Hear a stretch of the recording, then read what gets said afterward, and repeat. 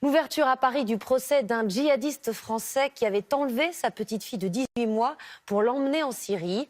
Elle avait passé près d'un an avec lui alors qu'il s'était engagé dans les rangs du front Al-Nosra, une filiale d'Al-Qaïda. Il avait fini par se faire arrêter en Turquie en 2014. Dominique Verdeillan et Marie Cazot. Dans quelques minutes, Myriam Rahiem va se retrouver en présence du père de sa fille. Ils ne se sont pas revus depuis 3 ans et demi. Dans la salle d'audience, elle évitera le plus souvent possible de croiser son regard. En octobre 2013, Hamza Mandouj enlève sa fille âgée de 18 mois avant de partir faire le djihad en Syrie. Myriam Rahiem alerte alors la justice et les médias, évoquant les projets du père de l'enfant. Il préfère qu'elle meure en martyr. Si elle meurt en Syrie, pour lui, ça sera une martyre, plutôt qu'elle revienne en France.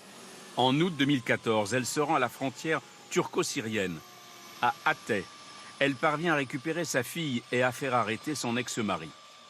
Le 3 septembre 2014, c'est une mère heureuse qui ramène sa fille en France après 11 mois de séparation. Aujourd'hui, l'avocat de Myriam Rahiem s'interroge. Quel traumatisme a subi la fillette durant ce séjour en Syrie? Nous n'avons pas de précision, nous n'avons pas d'éléments déterminants tendant à nous prouver qu'effectivement la petite était en sécurité. Hamza Mandouj est jugé pour l'enlèvement de sa fille, mais aussi pour avoir rejoint un groupe terroriste. Pour son avocat, l'homme est conscient aujourd'hui de ses erreurs. Il va évidemment présenter ses excuses d'abord à sa femme. Il regrette évidemment ce qu'il a fait. Voilà. Il s'expliquera sur les raisons qui ont pu le pousser à se rendre en Syrie avec sa petite fille. L'ex-mari de Myriam Rahiem encourt 10 ans d'emprisonnement.